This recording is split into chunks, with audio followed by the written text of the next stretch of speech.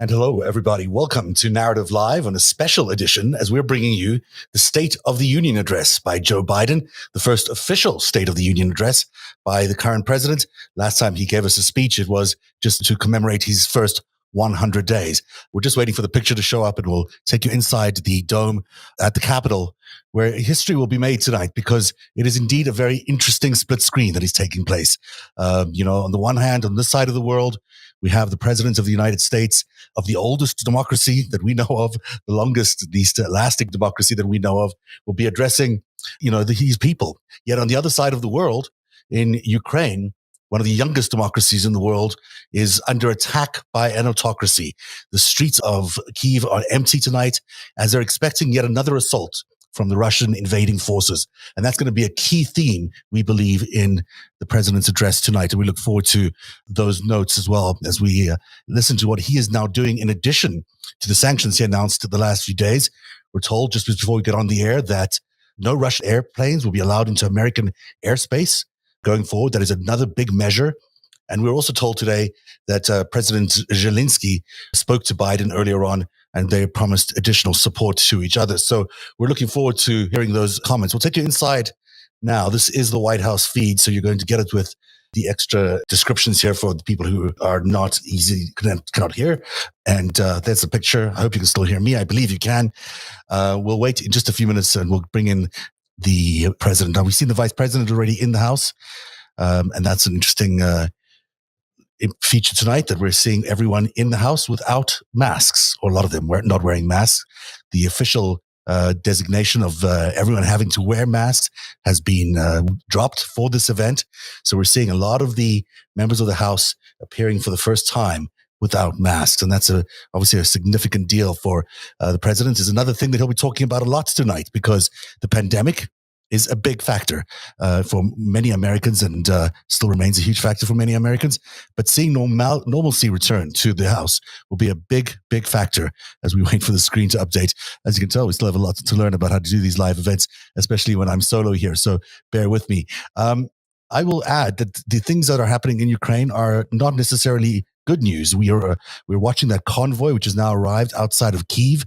That is a big story that we're still unsure of how it will develop in the next short while, because of course there is still a big war going on there and the Russians have full intention of executing their takeover of Ukraine. Back here on camera for a little bit, I'll just wrap up some other things that I know are coming up for the speech today. We obviously know that the big theme for both him and Zelensky was freedom. Freedom is indeed the factor that they'll be talking about a lot tonight.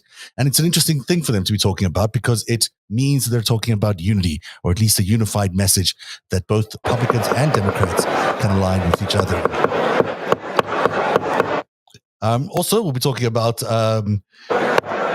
as the audio comes in for the first time, after 6 years of being back on our heels with Russian aggression at our front.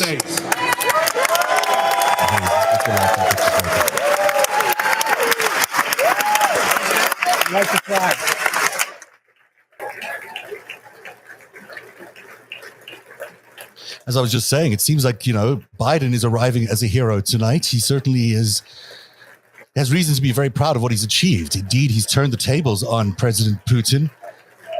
For 6 years, we have been at the tip of the edge of the sword, if you will, as he's been attack after attack on American democracy, led by Russia, led by Vladimir Putin. And tonight we're seeing a very different story as Putin is on his back heels in a war in Ukraine that is not going very well for him at all. He is increasingly isolated tonight. His assault on Kyiv has ground to a halt, as we mentioned. That convoy is not making its way very successfully to Kyiv.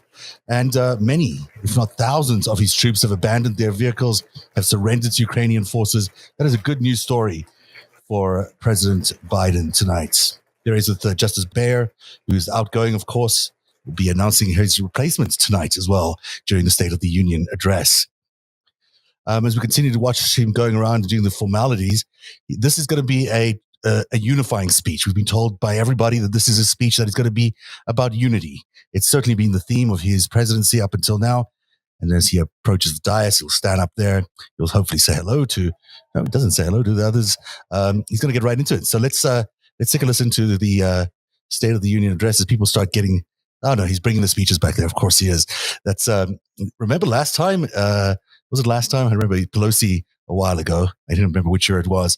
Tore up the speeches after Donald Trump gave his address. But in this case, I don't think she'll be throwing away or tearing up anything. Members of Congress, I have the high privilege and distinct honor of presenting to you the President of the United States.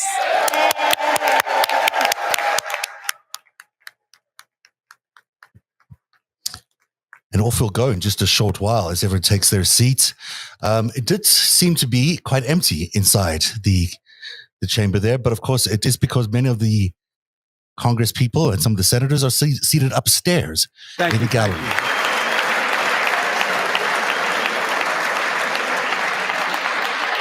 Thank you all very much. Thank you, General. Thank you. Thank you. Thank you all very, very much. Thank you. Please. Thank you so much. Madam Speaker, Madam Vice President, our First Lady and Second Gentleman, members of Congress and the Cabinet, Justice of the Supreme Court, my fellow Americans. Last year, COVID-19 kept us apart. This year, we're finally together again. Tonight,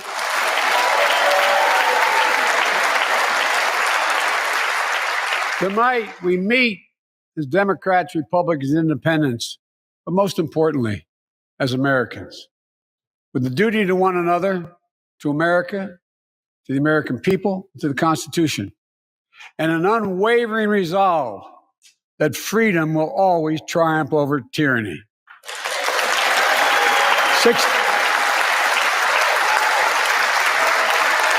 Thank you.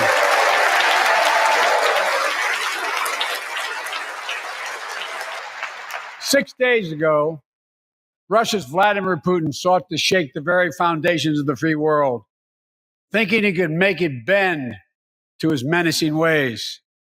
But he badly miscalculated. He thought he could roll into Ukraine and the world would roll over. Instead, he met with a wall of strength he never anticipated or imagined. He met the Ukrainian people.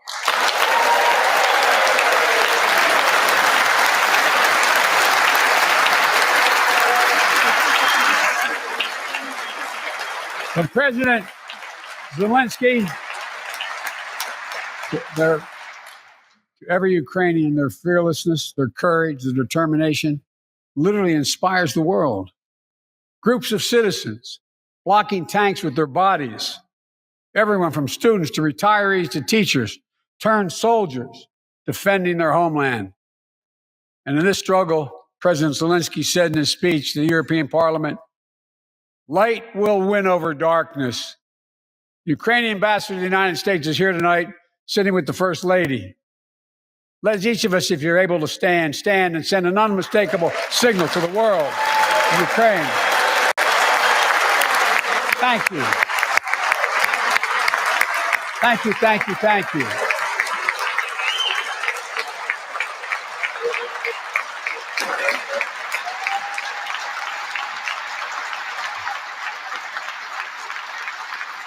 She's bright, she's strong, she's resolved.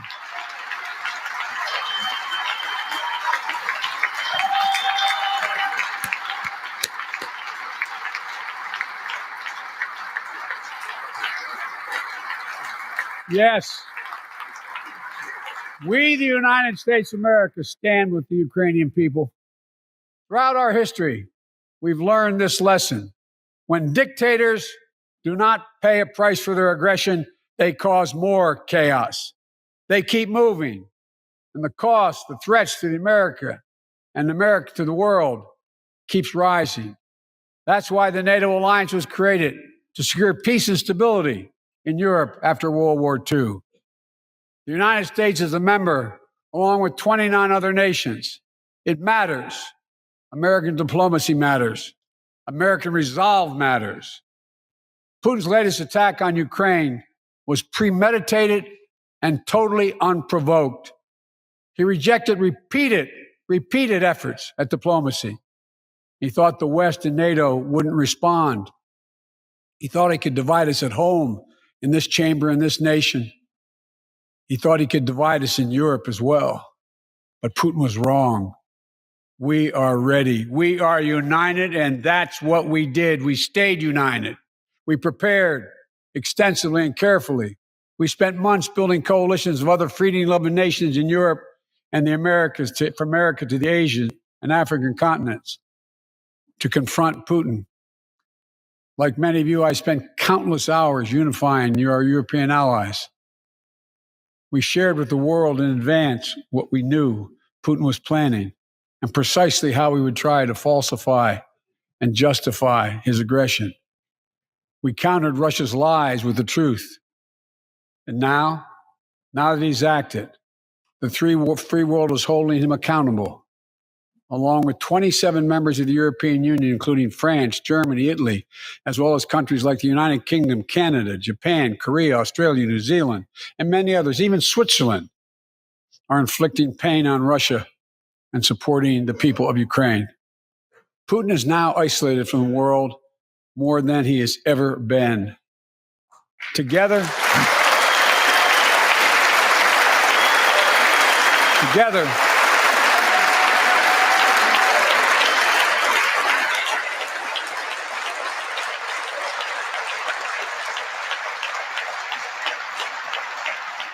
along with our allies, we are right now enforcing powerful economic sanctions. We're cutting off Russia's largest banks in the international financial system, preventing Russia's central bank from defending the Russian ruble, making Putin's $630 billion war fund worthless. We're choking Russia's access to technology that will sap its economic strength and weaken its military for years to come. Tonight, I say to the Russian oligarchs and the corrupt leaders who built billions of dollars off this violent regime, no more. The United States, I mean it.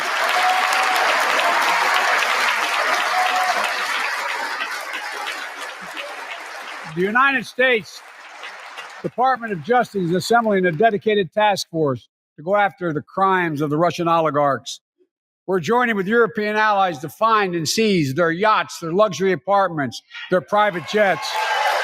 We're coming for your ill-begotten gains. And tonight, I'm announcing that we will join our allies in closing off American airspace to all Russian flights, further isolating Russia and adding additional squeeze on their economy.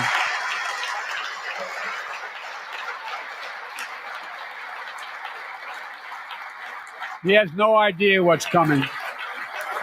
The ruble has already lost 30% of its value. The Russian stock market has lost 40% of its value, and trading remains suspended. The Russian economy is reeling, and Putin alone is the one to blame. Together with our allies, we're providing support to the Ukrainians in their fight for freedom. Military assistance, economic assistance, humanitarian assistance. We're giving more than $1 billion of direct assistance to Ukraine, and will continue to aid the Ukrainian people as they defend their country and help ease their suffering.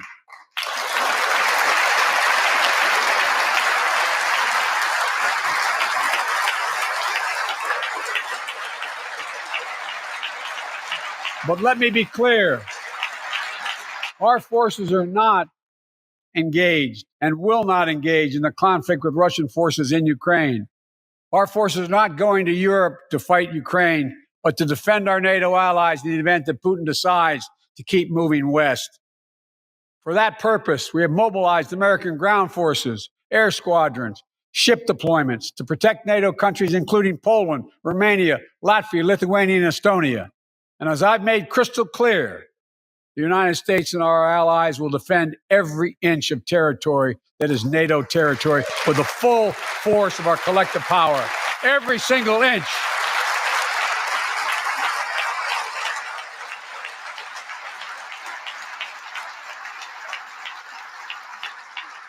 And we're clear-eyed.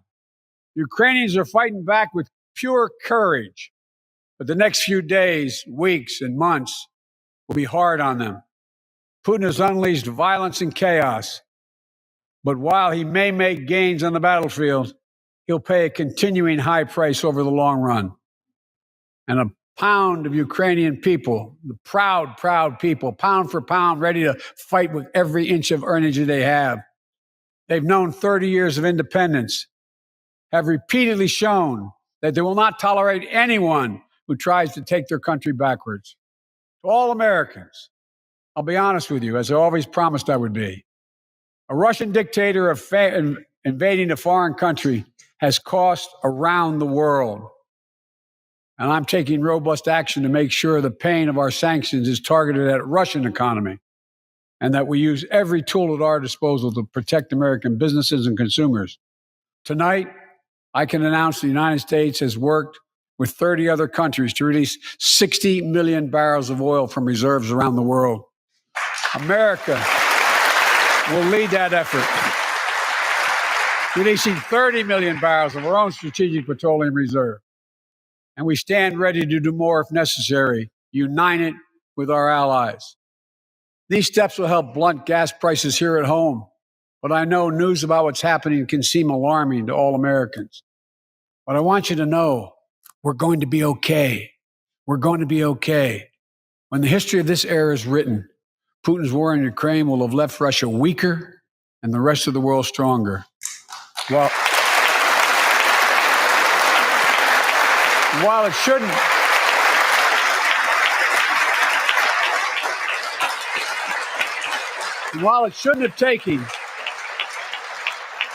have taken something so terrible for people around the world to see what's at stake, now everyone sees it clearly. We see the unity among leaders of nations, a more unified Europe, a more unified West. We see unity among the people who are gathering in cities and large crowds around the world, even in Russia, to demonstrate their support for the people of Ukraine. In the battle between democracy and autocracies, democracies are rising to the moment, and the world is clearly choosing the side of peace and security. This is the real test, and it's going to take time. So let us continue to draw inspiration from the iron will of the Ukrainian people. To our fellow Ukrainian Americans who forged the deep bond that connects our two nations, we stand with you. We stand with you. Putin may circle Kyiv with tanks, but he'll never gain the hearts and souls of the Iranian people. He'll never extinguish their love of freedom, and he will never, never weaken the resolve of the free world.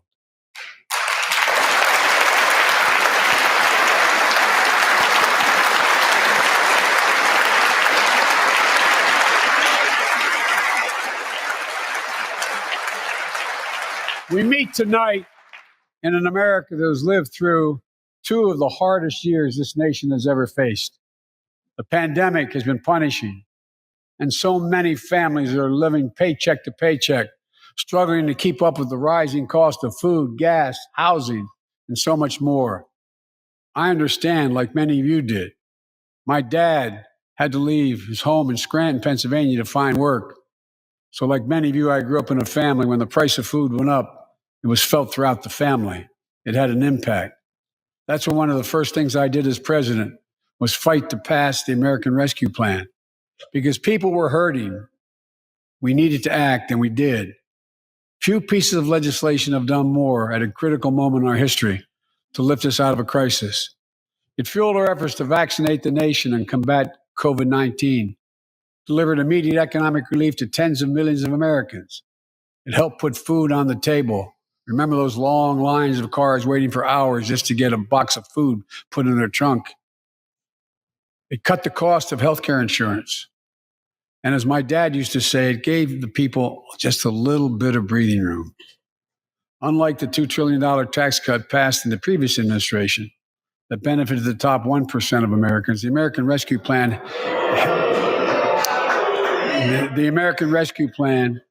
helped working people and left no one behind. Folks,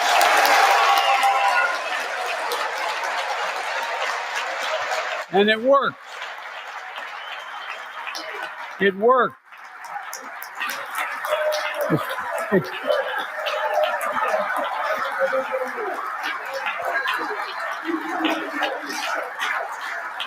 It worked. We created jobs, lots of jobs. In fact, our economy created over 6.5 million new jobs just last year. More jobs in 1 year than ever before in the history of the United States of America. The economy grew at a rate of 5.7 last year, the strongest growth rate in 40 years. And the first step in bringing fundamental change to our economy that hasn't worked for working people in this nation for too long. For the past 40 years, we were told the tax break for those at the top and benefits would trickle down and everyone would benefit. But that trickle-down theory led to a weaker economic growth, lower wages, bigger deficits, and a widening gap between the top and everyone else in nearly a century. Look, Vice President Harris and I ran for office, and I realize we have fundamental disagreements on this, but ran for office with a new economic vision for America. Invest in America, educate Americans, grow the workforce, build the economy from the bottom up and the middle out, not from the top down, because we know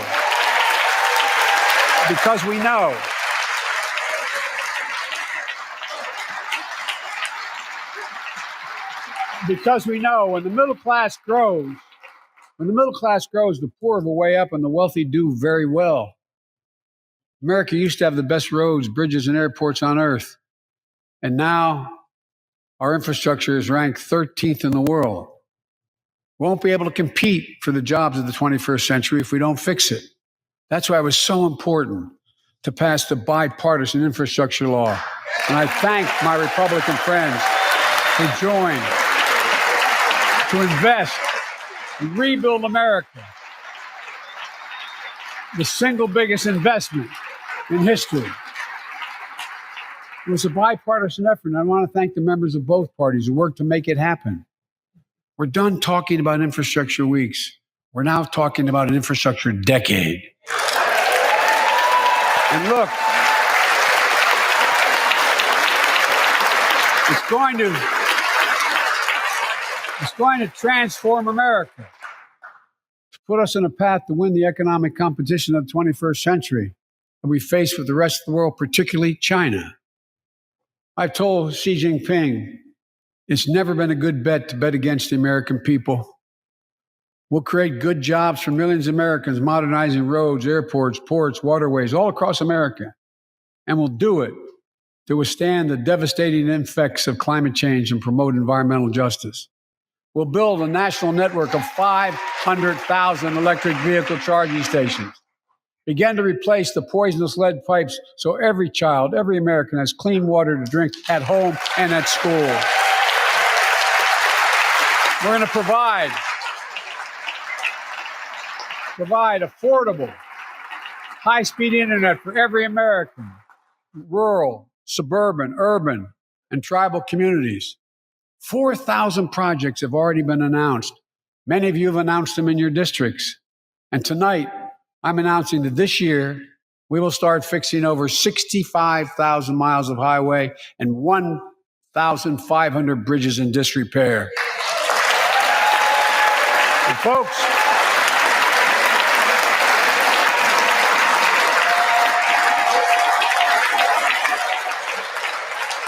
when we use taxpayers' dollars to rebuild America, we're going to do it by buying America.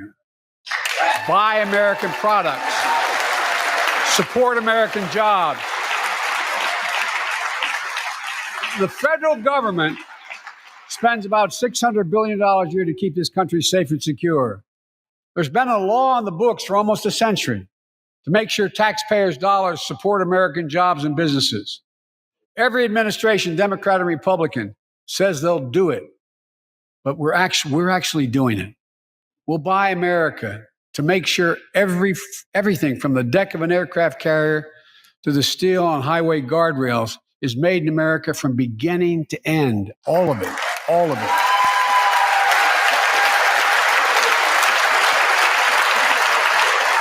But folks, to compete for the jobs of the future, we also need a level playing field with China and other competitors. That's why it's so important to pass the Bipartisan Innovation Act sitting in Congress that will make record investments in emerging technologies and American manufacturing. We used to invest almost 2% of our GDP in research and development. We don't now. China is. Let me give you one example why it's so important to pass. If you travel 20 miles east of Columbus, Ohio, you'll find 1,000 empty acres of land. It won't look like much, but if you stop and look closely, you'll see a field of dreams, the ground on which America's future will be built. That's where Intel, the American company that helped build Silicon Valley, is going to build a $20 billion semiconductor megasite, up to 8 state-of-the-art factories in one place, 10,000 new jobs. And in those factories, the average job about $135,000 a year. Some of the most sophisticated manufacturing in the world to make computer chips the size of a fingertip, the power of the world in everyday lives, from smartphones, technology, the internet, technology is yet to be invented. But that's just the beginning. Intel CEO Pat Gelsinger, who is here tonight, I don't know where Pat is. Pat, there you go. Pat, stand up.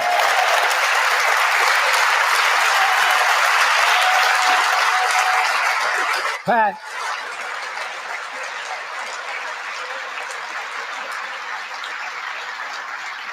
came to see me and he told me they're ready to increase their investment from $20 billion to $100 billion. That would be the biggest investment in manufacturing in American history. And all they're waiting for is for you to pass this bill.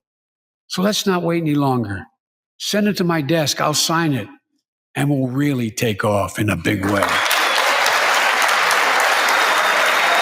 And folks, Intel is not alone. There's something happening in America. Just look around and you'll see an amazing story. The rebirth of pride that comes from stamping products made in America. The revitalization of American manufacturing. Companies are choosing to build new factories here when just a few years ago they would have gone overseas. That's what's happening. Ford is investing $11 billion in electric vehicles, creating 11,000 jobs across the country. GM is making the largest investment in its history, $7 billion to build electric vehicles, creating 4,000 jobs in Michigan. All told, 369,000 new manufacturing jobs were created in America last year alone. And folks,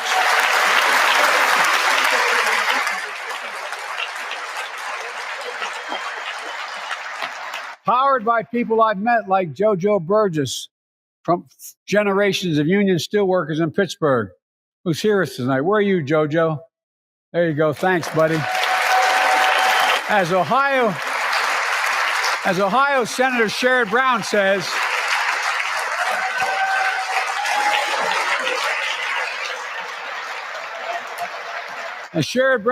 it's time to bury the label Rust Belt.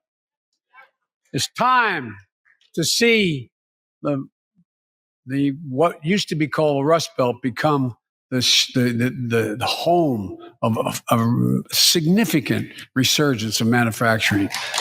And with all the bright spots in our economy, record job growth, higher wages, too many families are struggling to keep up with their bills. Inflation is robbing them of gains they thought otherwise they would be able to feel. I get it. That's why my top priority is getting prices under control. Look, our economy roared back faster than almost anyone predicted. But the pandemic meant that businesses had a hard time hiring enough people because of the pandemic to keep up production in their factories. So you didn't have people making those beams that went into buildings because they were out. The factory was closed. The panic also disrupted the global supply chain. Factories close. When that happens, it takes longer to make goods and get them to the warehouses, to the stores, and prices go up. Look at cars last year. 1/3 of all the inflation was because of automobile sales. There weren't enough semiconductors to make all the cars that people wanted to buy. And guess what? Prices of automobiles went way up. especially used vehicles as well. And so we have a choice. One way to fight inflation is to drive down wages and make Americans poorer. I think I have a better idea to fight inflation. Lower your costs, not your wages. And folks,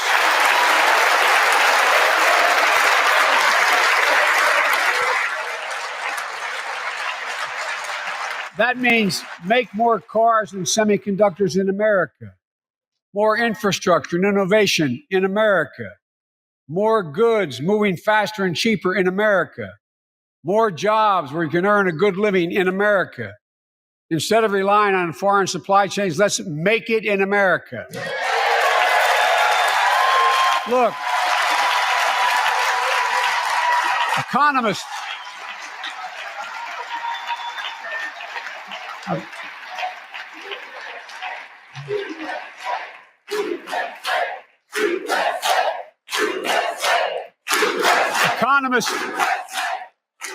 call this increasing the productive capacity of our economy.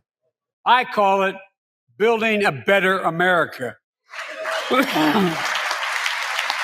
My plan to fight inflation will lower your cost and lower the deficit. 17 Nobel laureates in economics said my plan will ease long-term inflationary pressures. Top business leaders, and I believe most Americans support the plan. And here's the plan. First, cut the cost of prescription drugs. We pay more for the same drug produced by the same company in America than any other country in the world. Just look at insulin. 1 in 10 Americans has diabetes. In Virginia, I met a 13-year-old boy, the handsome young man standing up there, Joshua Davis. He and his dad both have type 1 diabetes, which means they need insulin every single day. Insulin costs about $10 a vial to make. That's what it costs the pharmaceutical company.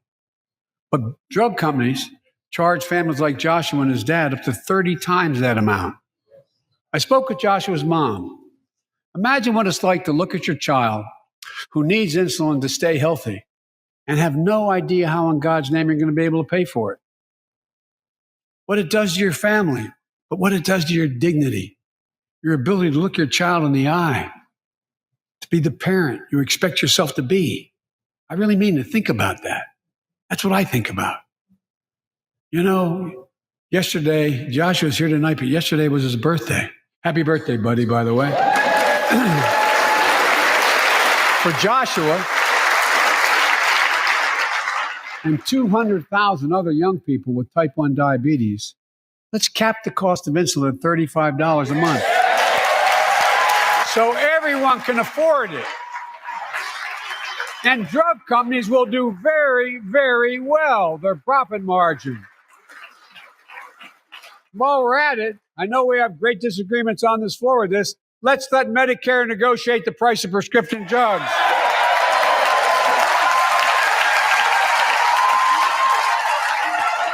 They already set the price for VA drugs. Look, the American Rescue Plan is helping millions of families with Affordable Care Act plans to save them $2,400 a year on their health premiums. Let's close the coverage gap and make these savings permanent. And second, let's cut energy costs for families, an average of $500 a year by combating climate change. Let's provide an investment tax credits to weatherize your home and your business, to be energy efficient and get a tax credit for it. Double America's clean energy production in solar, wind, and so much more. Lower the price of electric vehicles, saving another $80 a month that you're not going to have to pay at the pump. Folks,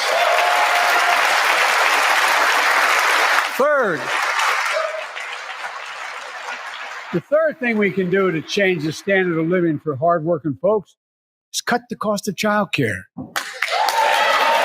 Cut the cost of child care. Folks, If you live in a major city in America, you pay up to $14,000 a year for child care per child. I was a single dad for 5 years, raising 2 kids. I had a lot of help, though. I had a mom, a dad, a brother, and a sister that really helped. But middle class and working folks shouldn't have to pay more than 7% of their income to care for the young children. My plan would cut the cost of child care in half for most families and help parents, including millions of women who left the workforce during the pandemic because they couldn't afford child care, to be able to get back to work, generating economic growth. But my plan doesn't stop there. It also includes home and long-term care, more affordable housing, pre-K for 3 and 4-year-olds. All these will lower costs to families. And under my plan, nobody, let me say this again, nobody earning less than $400,000 a year will pay an additional penny in new taxes. Not a single penny.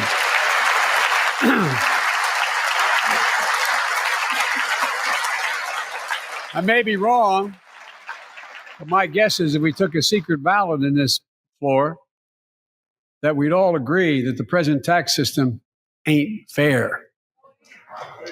We have to fix it. I'm not looking to punish anybody. Well, let's make corporations and wealthy Americans start paying their fair share. Look, last year,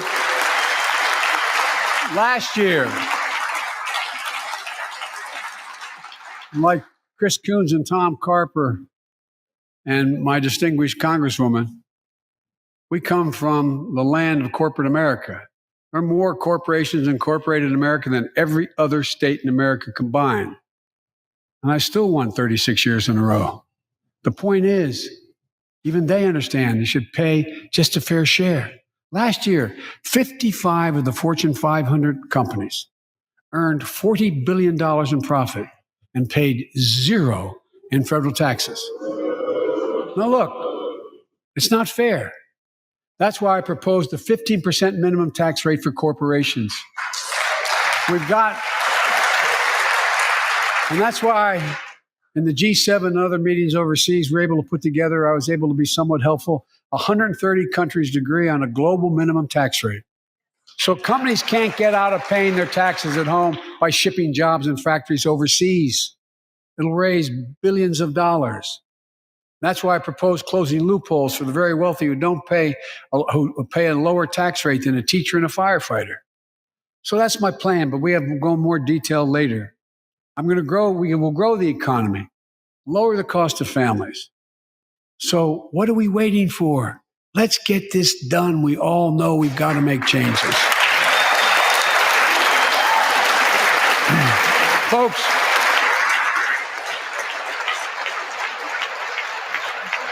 and while you're at it, confirm my nominees for the Federal Reserve, which plays a critical role in fighting inflation. My plan will not only lower costs and give families a fair shot, it will lower the deficit.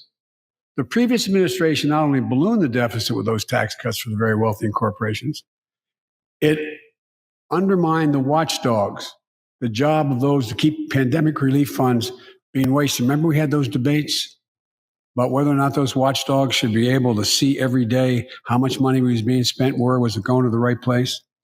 But in my administration, the watchdogs are back. And we're going to go after the criminals who stole billions of relief money meant for small business and millions of Americans. Tonight, I'm announcing that the Justice Department will soon name a chief prosecutor for pandemic fraud.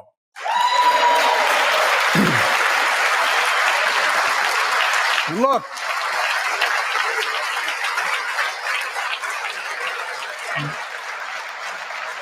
I think we all agree, thank you. By the end of this year, the deficit will be down to less than half of what it was before I took office. The only president ever to cut the deficit by more than $1 trillion in a single year. Lowering your cost also meant demanding more competition. I'm a capitalist, but capitalism without competition is not capitalism. Capitalism without competition is exploitation. It drives up profits. And corporations have to compete. Their profits go up and your prices go up when they don't have to compete. Small businesses and family farmers and ranchers, I need not tell some of my Republican friends from those states. Guess what? You got 4 basic meat packing facilities. That's it. You play with them or you don't get to play at all. And you pay a hell of a lot more. A hell of a lot more because there's only 4. See what's happening with ocean carriers and moving goods in and out of America. During the pandemic, about half a dozen or less foreign-owned companies raised prices by as much as 1,000% and made record profits. Tonight, I'm announcing a crackdown on those companies overcharging American businesses and consumers. And folks,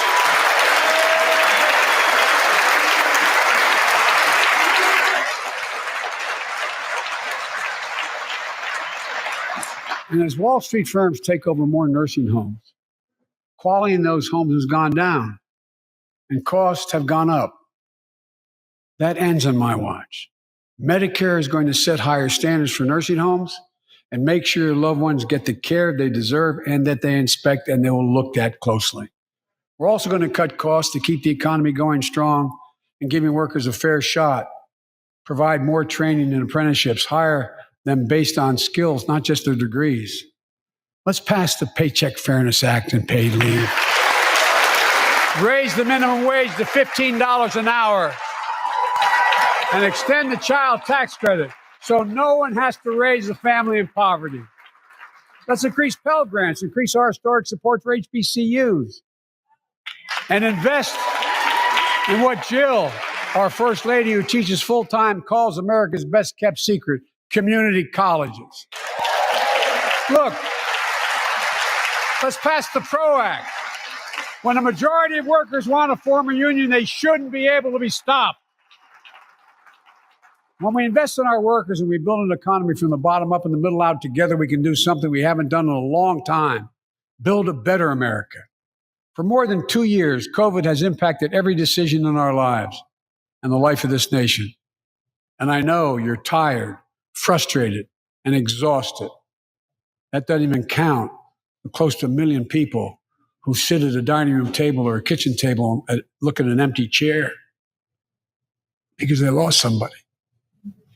But I also know this, because of the progress we've made, because of your resilience and the tools that we have been provided by this Congress, tonight I can say we're moving forward safely back to more normal routines. We've reached a new moment in the fight against COVID-19, where severe cases are down to a level not seen since July of last year. Just a few days ago, the Center for Disease Control and Prevention issued a new mask guidelines. Under the new guidelines, most Americans and most of the country can now go mask-free. And based on projections, more of the country will reach that point across the next couple of weeks. And thanks to the progress we've made in the past year, COVID-19 no longer need control our lives. I know some are talking about living with COVID-19, but tonight I say that we never will just accept living with COVID-19. We'll continue to combat the virus as we do other diseases. And because this virus mutates and spreads, we have to stay on guard. And here are 4 common sense steps as we move forward safely, in my view. First, stay protected with vaccines and treatments. We know how incredibly effective vaccines are. If you're vaccinated and boosted, you have the highest degree of protection. We'll never give up on vaccinating more Americans. Now, I know parents with kids under 5 are eager to see their vaccines authorized for their children. Scientists are working hard to get that done. We'll be ready with plenty of vaccines if and when they do. We're all ready. We are also ready with antiviral treatments. If you get COVID-19, the Pfizer pill reduces your chances of ending up in the hospital by 90%. I've ordered more pills than anyone in the world has. Pfizer is working overtime to get us 1 million pills this month and more than double that next month. And now we're launching the Test to Treat initiative. So people can get tested at a pharmacy, and if they prove positive, receive the antiviral pills on the spot at no cost. Folks, if you're immunocompromised or have some other vulnerability, we have treatments and free high-quality masks. We're leaving no one behind or ignoring anyone's needs as we move forward. On testing, we've made hundreds of millions of tests available, and you can order them for free to your doorstep. And we've already ordered free tests. If you already ordered free tests tonight, I'm announcing you can order another group of tests. Go to covidtest.gov starting next week, and you can get more tests. Second, we must prepare for new variants. Over the past, we've gotten much better at detecting new variants. If necessary, we'll be able to develop new vaccines within 100 days instead of maybe months or years. And if Congress provides the funds we need, we'll have new stockpiles of tests, masks, pills ready if needed. I can't promise a new variant won't come, but I can promise you we'll do everything within our power to be ready if it does. Third,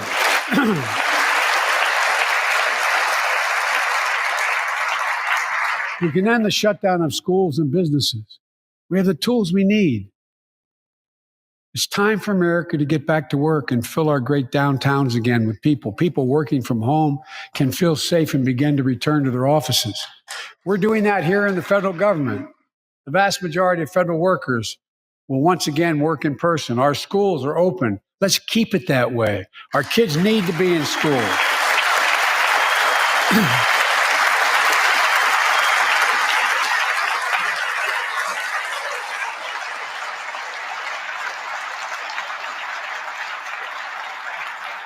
With 75% of adult Americans fully vaccinated and hospitalizations down by 77%, most Americans can remove their masks and stay in the classroom and move forward safely. We achieved this because we provided free vaccines, treatments, tests, and masks. Of course, continuing this costs money, so I'll not surprise you. I'll be back to see you all. And I'm going to soon send a request to Congress.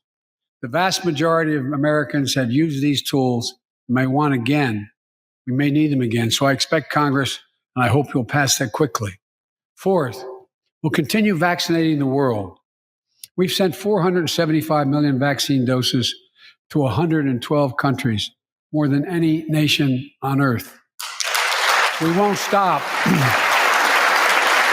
because you can't build a wall high enough to keep out a vaccine. The vaccine can stop the spread of these diseases. You know, we've lost so much in COVID-19. Time with one another. The worst of all, much loss of life. Let's use this moment to reset. So stop looking at COVID as a partisan dividing line. See it for what it is, a god-awful disease. Let's stop seeing each other as enemies and start seeing each other for who we are, fellow Americans. Look,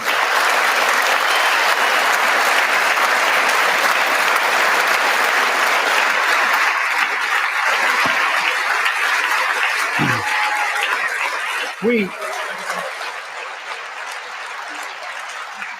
can't change how divided we've been. It was a long time in coming. But we can change how to move forward on COVID-19 and other issues that we must face together. I recently visited New York City Police Department days after the funerals of Officer Wilbur Mora and his partner, Officer Jason Rivera. They were responding to a 9/11 call when a man shot and killed them with a stolen gun. Officer Mora was 27 years old. Officer Rivera was 22 years old. Both Dominican Americans who grew up in the same streets that they later chose to patrol as police officers. I spoke with their families, and I told them that we were forever in debt for their sacrifices, and will carry on their mission to restore the trust and safety of every community deserves. Like some of you that have been around for a while, I've worked with you on these issues for a long time. I know what works. Investigating crime prevention and community policing, cops who walk the beat, who know the neighborhood, and who can restore trust and safety. Let's not abandon our streets. or choose between safety and equal justice. Let's come together and protect our communities, restore trust, and hold law enforcement accountable. That's why the Justice Department has required body cameras, banned chokeholds, and restricted no-knock warrants for its officers. That's why the American Rescue Plan that you all provided $350 billion that cities, states, and counties can use to hire more police, invest in more proven strategies.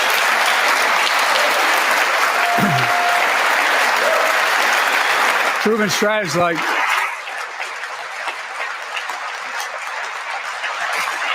strategies like community violence interruption, trusted messengers, breaking the cycle of violence and trauma, giving young people some hope. We should all agree the answer is not to defund the police, it's to fund the police. Fund them. Fund them.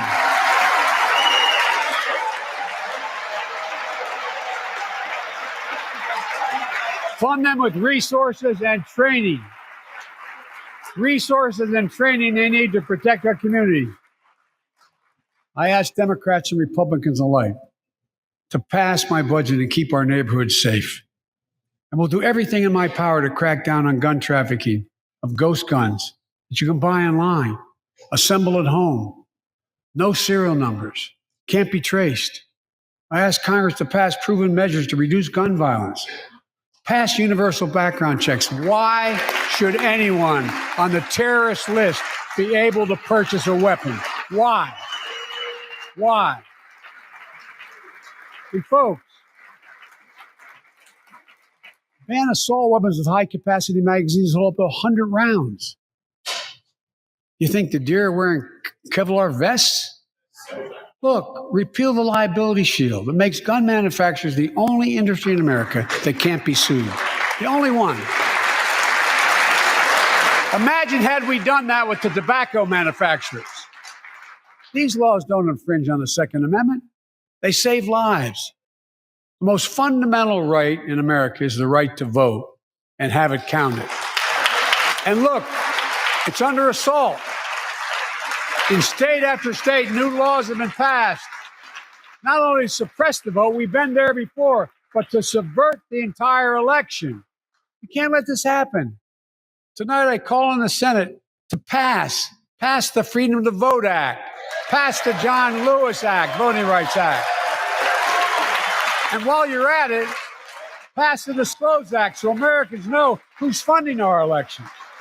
Look, tonight, I like to honor someone who dedicated his life to serve this country. Justice Breyer, an Army veteran, constitutional scholar, retiring Justice of the United States Supreme Court. Justice Breyer, thank you for your service. Thank you, thank you, thank you. I mean it. Get up, stand, let them see you. Thank you.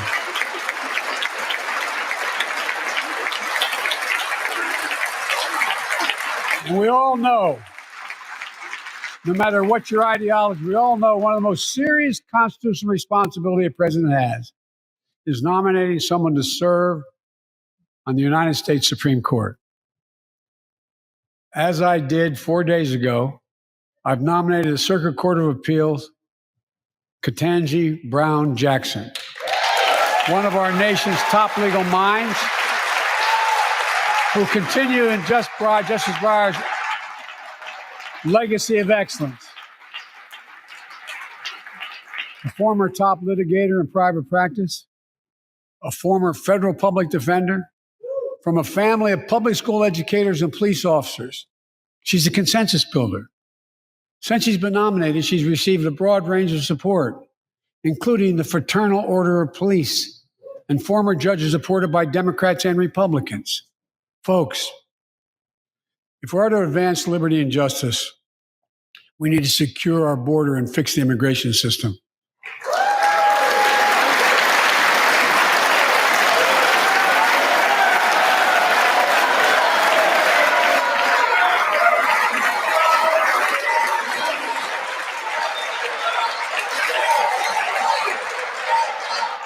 And as you might guess, I think we can do both. At our border, We've installed new technology like cutting-edge scanners to better detect drug smuggling. We've set up joint patrols with Mexico and Guatemala to catch more human traffickers. We're putting in place dedicated immigration judges in significant larger number so families fleeing persecution and violence can have their cases heard faster, and those who don't legitimately hear can be sent back. We're screening, we're securing commitments and supporting partners in South and Central America to host more refugees and secure their own borders. We can do all this while keeping lit the torch of liberty that has led a generation of immigrants to this land, my forebears and many of yours. Provide a pathway to citizenship for dreamers, those with temporary status, farm workers, essential workers. Revise our laws so businesses have workers they need and families don't wait decades to reunite. It's not only the right thing to do, it's economically smart thing to do. That's why the immigration reform is supported by everyone from labor unions to religious leaders to the U.S. Chamber of Commerce. Let's get it done once and for all. Folks,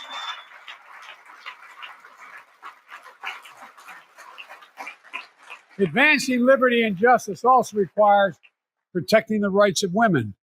The constitutional right affirmed by Roe v. Wade, standing precedent for half a century, is under attack as never before.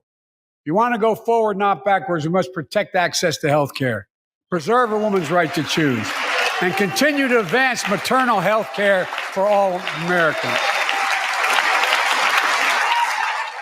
And folks, for our LGBTQ plus Americans, let's finally get the Bipartisan Equality Act to my desk. The onslaught of state laws targeting transgender Americans and their families, it's simply wrong. And I've said last year, especially to our younger transgender Americans, I'll always have your back as your president so you can be yourself and reach your God-given potential. Folks,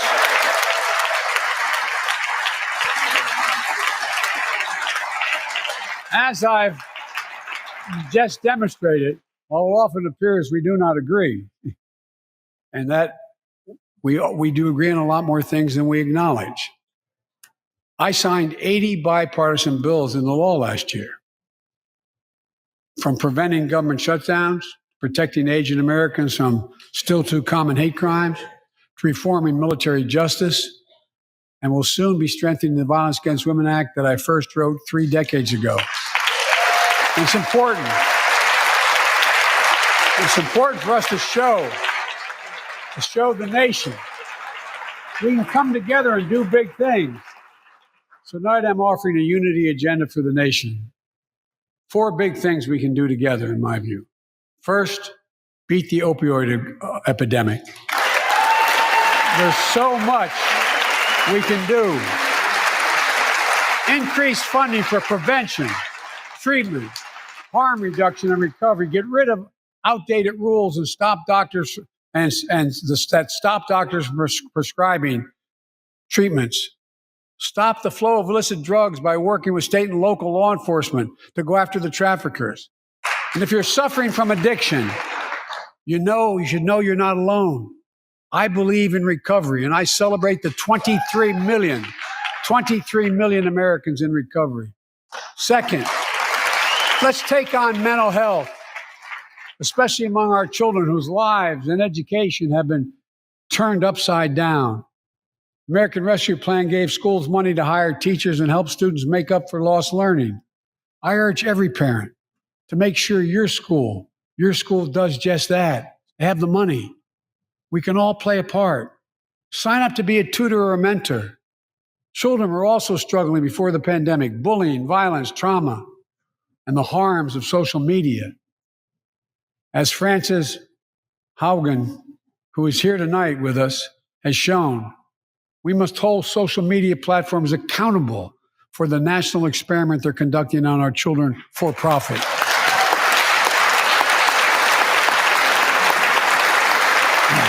Folks, thank you.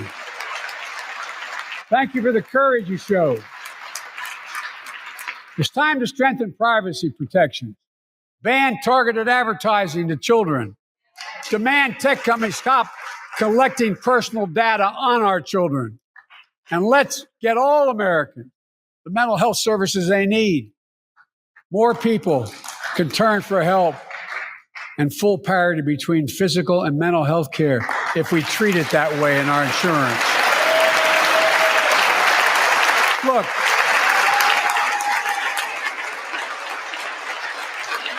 the third piece of that agenda is support our veterans.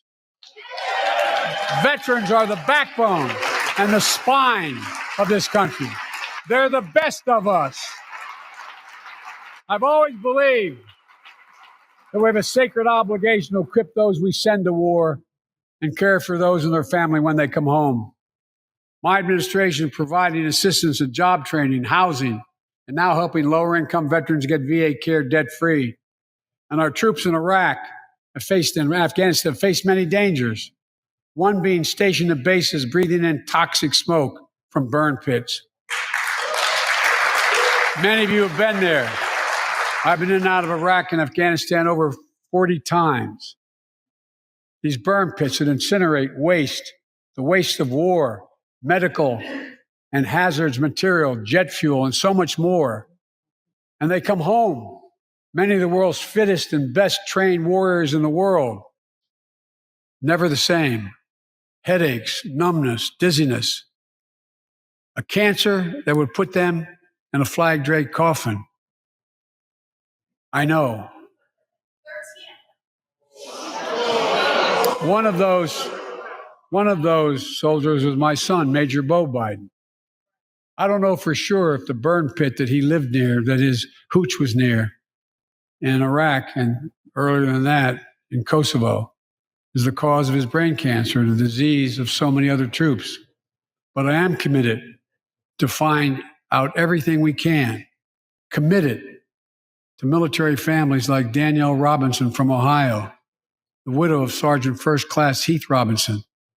He was born a soldier, Army National Guard, combat medic in Kosovo and Iraq, stationed near Baghdad, just yards from burn pits the size of football fields. Danielle is here with us tonight. They love going to Ohio State football games.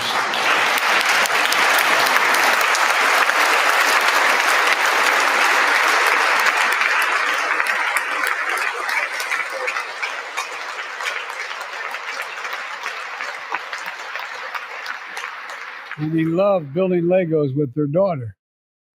But cancer from prolonged exposure to burn pits ravaged Heath's lungs and body.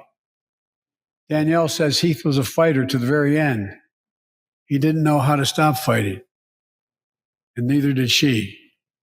Through her pain, she found purpose to demand that we do better. Tonight, Danielle, we are going to do better. The VA is pioneering new ways of linking toxic exposure to disease, already helping more veterans get benefits. And tonight, I'm announcing we're expanding eligibility to veterans suffering from 9 respiratory cancers. I'm also calling on Congress to pass a law to make sure veterans devastated by toxic exposure in Iraq and Afghanistan finally get the benefits and the comprehensive health care they deserve.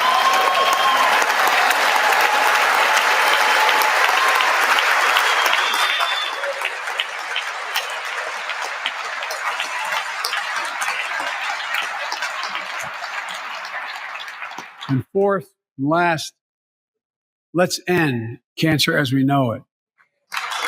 This is personal.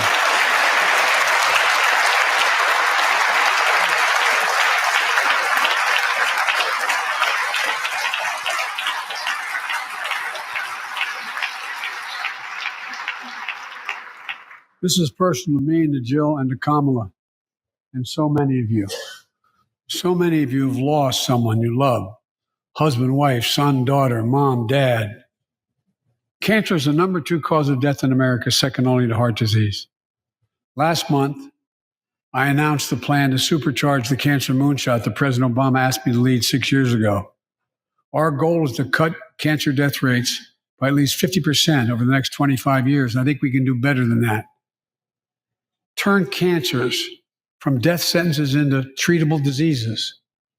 more support for patients and their families.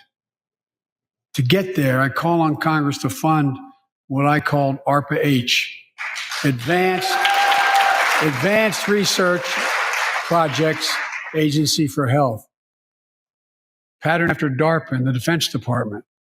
Projects that led in DARPA to the internet, GPS, and so much more to make our forces more safer and be able to wage war with more clarity. ARPA will have a singular purpose: to drive breakthroughs in cancer, Alzheimer's and diabetes, and more. A unity agenda for the nation. We can do these things. It's within our power. And I don't see a partisan edge to any one of those four things. My fellow Americans, tonight, we've gathered in this sacred space, the citadel of democracy, in this Capitol. Generation after generation of Americans have debated great questions amid great strife and have done great things. We fought for freedom, expanded liberty, debated totalitarianism and terror. We built the strongest, freest, and most prosperous nation the world has ever known. Now is the hour, our moment of responsibility, our test of resolve and conscience, of history itself. It is in this moment that our character of this generation is formed. Our purpose is found. Our future is forged. Well, I know this nation. We'll meet the test, protect freedom and liberty, expand fairness and opportunity, and we will save democracy. As hard as those times have been, I'm more optimistic about America today than I've been my whole life, because I see the future that's within our grasp, because I know there's simply nothing beyond our capacity. We're the only nation on earth that has always turned every crisis we've faced into an opportunity. The only nation that can be defined by a single word: possibilities. So on this night, on our 245th year as a nation, I've come to report on the state of the nation, the State of the Union. And my report is this: the State of the Union is strong because you, the American people, are strong. We are stronger today. We are stronger today than we were a year ago. And we'll be stronger a year from now from the challenges of our time. And we will, as one people, one America, the United States of America. God bless you all, and may God protect our troops. Thank you. Go get him.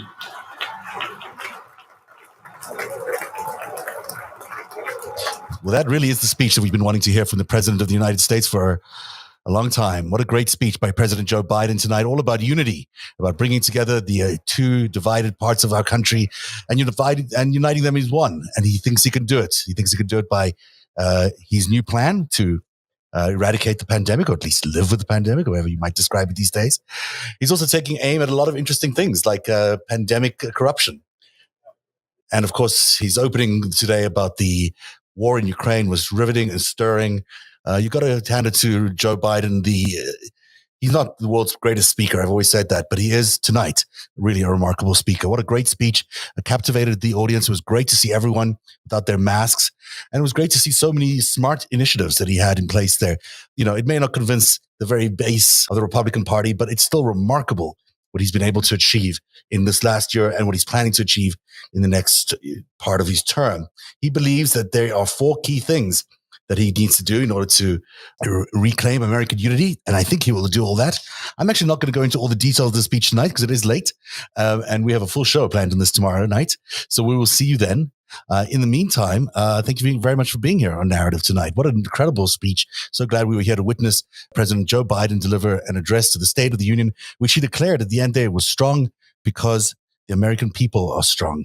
And certainly as we see what's happening with the Ukraine and the tables turning on Vladimir Putin, who would have thought just a year ago that Vladimir Putin would be on his heels as America was on the offensive really changing the way the world is seeing Russia, and also changing the way NATO has been perceived in the world.